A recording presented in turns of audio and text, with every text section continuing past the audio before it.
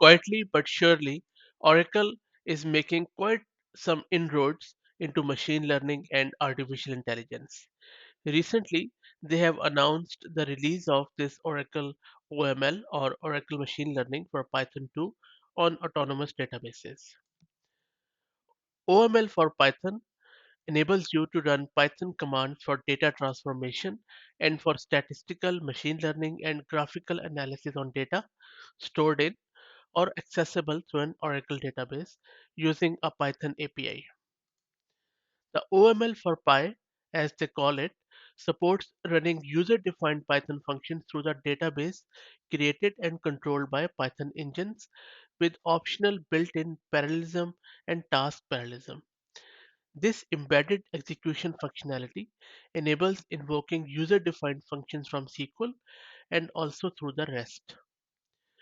This OML4Py supports automated machine learning for algorithm and feature selection.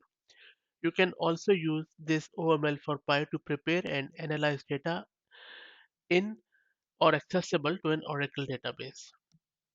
There are a lot of other advantages. For example, OML4Py transparently translates many standard Python functions into SQL. It by using Oracle Advanced Automated Machine Learning or AutoML technology, both data scientists and beginners machine learning users can automate common machine learning modeling tasks such as algorithm selection, feature selection, model tuning, and lot more. There is very minimal data movement because your data is already kept in the databases. You eliminate the time involved in transferring the data to your client Python engine and the need to store the data locally. You also eliminate the need to manage the locally stored data, which include tasks such as distributing the data file to the appropriate locations.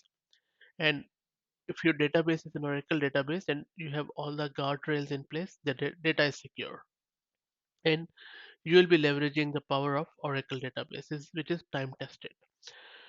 I will drop the link to this very good blog post by Mark Honret, where he has a lot more detail about what are the new features in OML4Py and then all the feature summary, which you can read through.